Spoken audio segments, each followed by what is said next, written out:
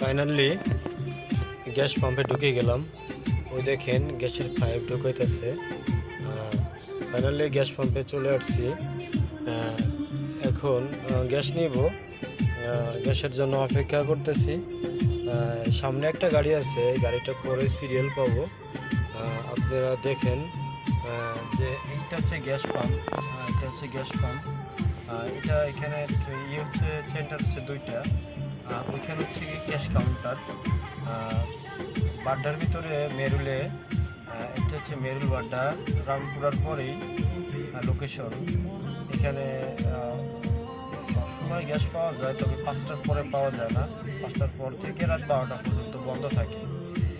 যে এদিকে আসবেন গ্যাস নিলে জাস্ট সকাল আপনার রাত 12টা থেকে গ্যাস পাবেন, আর সন্ধ্যা 5টা পর্যন্ত সবাই এই টাইমের ভিতরে গ্যাস নিতে পারবে। তবে একটু জাম পড়ে, রোডে অনেকটা সিরিয়াল পড়ে। আগে গ্যাস নেওয়া যেত না, অনেক ঝামেলা হইতো।